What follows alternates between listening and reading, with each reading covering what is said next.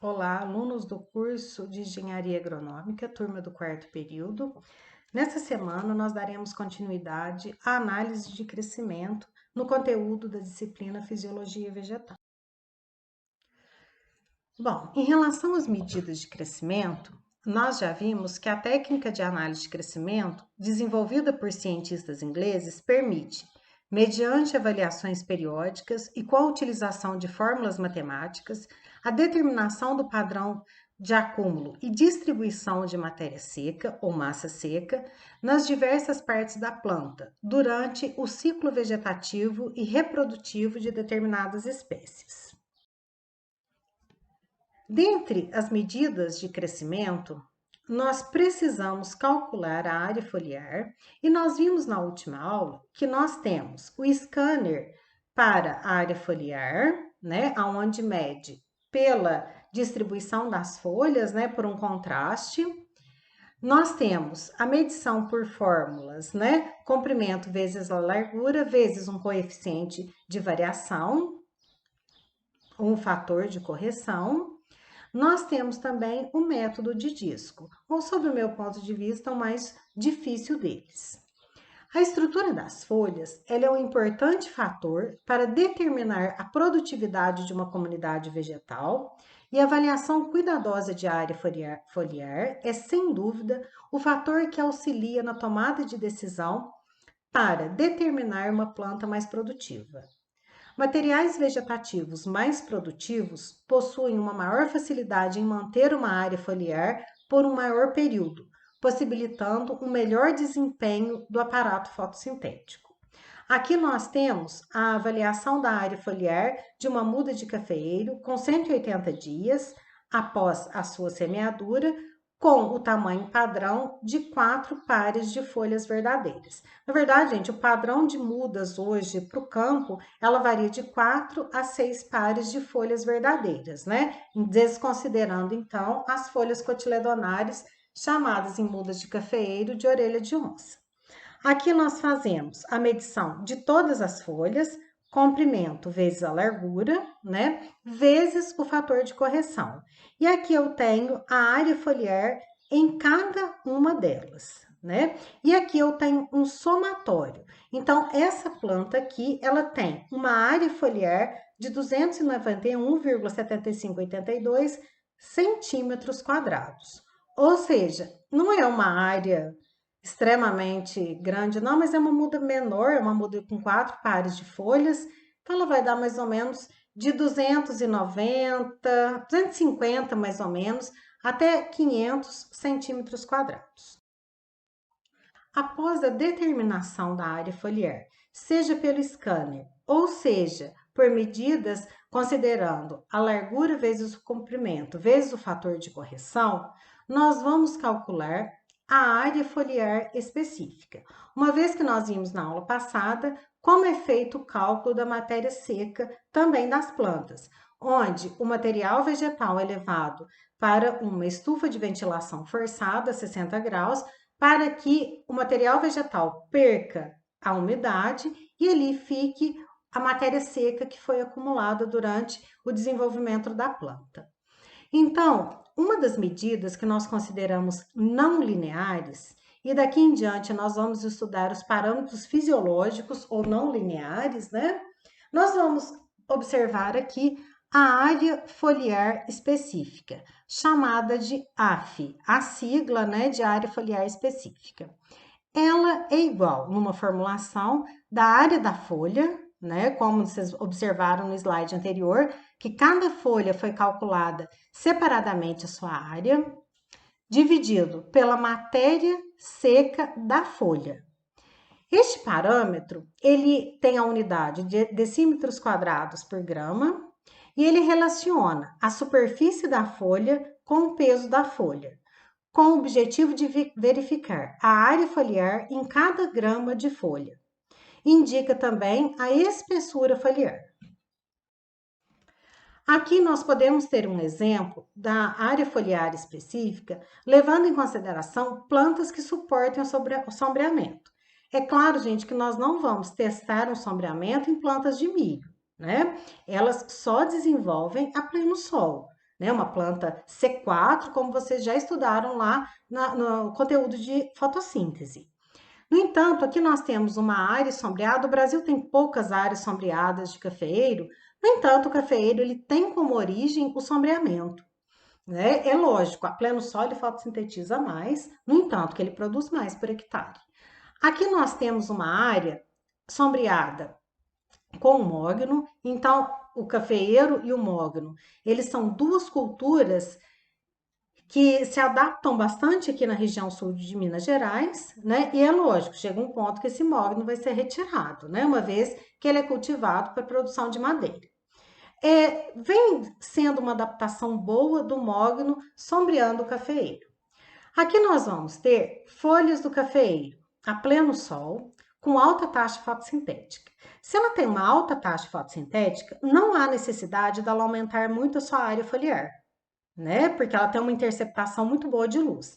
Então, ela tem uma menor área foliar, no entanto, ela é mais espessa. Mais espessa por quê? Porque ela tem alta taxa fotossintética. Então, o parênquima clorofiliano, ele se desenvolve mais. O número de moléculas de clorofila acaba sendo maior. Então, ela é mais espessa. Menor, ou seja, uma menor área foliar, mas ela é mais espessa. Tem um parênquima clorofiliano mais espesso. Aqui nós temos folhas de áreas sombreadas, né? Vocês podem ver que a área foliar é bem maior. Por quê? Porque ela precisa aumentar para ter uma maior captação de energia luminosa. Uma vez, gente, que essas plantas aqui, elas interceptam aproximadamente 50% de luz. Então, aumenta a área foliar, no entanto, elas ficam menos espessas. Por quê? A taxa fotossintética é menor, a quantidade de luz que chega ali é metade, 50%. A taxa fotossintética é menor, a quantidade de moléculas de clorofila também. Então, o parênquima clorofiliano, ele é mais fino, né? Ou seja, a taxa fotossintética acaba sendo menor. Então, tá, mas vamos entender aqui como que a área foliar específica, né, de folhas de sombra, elas agem. Então, aqui nós temos um AF menor, porque eu tenho uma folha mais grossa, ou seja, com um parênquima clorofiliano aqui mais espesso, aqui uma folha bem característica de sol. Então, vocês entenderam, a área foliar é menor, porque a interceptação de luz é de 100%. E aqui, então, eu tenho uma maior quantidade de moléculas de clorofila, um maior desenvolvimento do parênquima clorofiliano, tanto o palissádico, né, que é em forma de palitos, quanto o lacunoso, esse que forma as lacunas. E aqui nós temos as duas epidermes. Então, eu vou ter, se eu tenho uma área foliar menor dividido pelo peso da folha, eu vou ter uma área foliar específica menor também. Já uma folha que está sombreada, ela vai ter uma área foliar maior, no entanto, ela vai ter um parênquima clorofiliano menor. Ela vai ser menos densa, então ela vai pesar menos. Então, eu tenho uma maior área foliar dividido por um peso menor, eu vou ter um AF maior. Então, aqui, geralmente, quando nós comparamos a área foliar específica de uma planta sombreada e outra plena sol, o AF ele é maior em folha sombreada do que aquela que está a pleno sol. Outro parâmetro é a razão de área foliar, também chamada de RAF. O RAF, gente, ele é dado pela equação área da folha, né, ou seja, a área foliar, dividido pela matéria seca total, né, ou biomassa seca total. O RAF, ele é o parâmetro apropriado para as avaliações de efeitos genotípicos, climáticos e de manejo de comunidades vegetais. Este parâmetro, ele expressa a área útil para a fotossíntese, ou seja, aquela determinada área está fotossintetizando.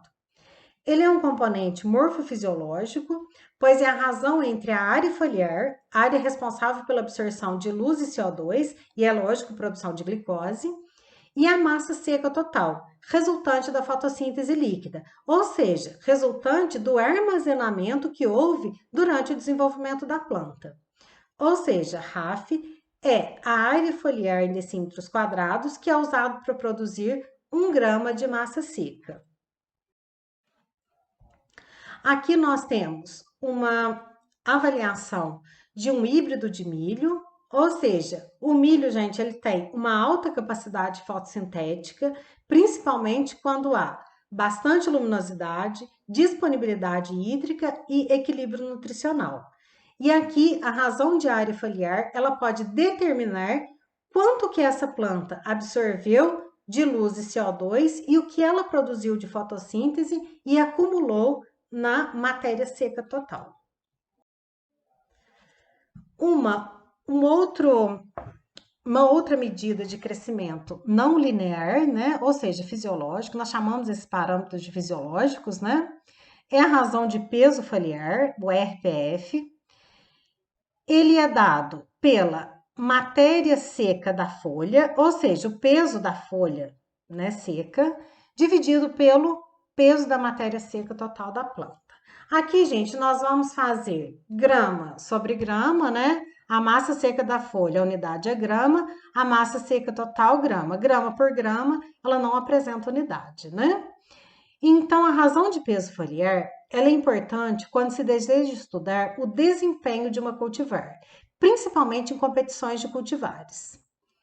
No início, quando a planta é constituída em grande parte por folhas, na verdade, o início do crescimento vegetativo, os valores dessa razão são elevados, decrescendo com o tempo, pois à medida que a planta se desenvolve, surgem outras partes que crescem à custa do material importado das folhas, como flores, sementes e frutos. E é a relação que nós chamamos de fonte-dreno, que vocês já estudaram lá na translocação, né, dos fotoassimilados.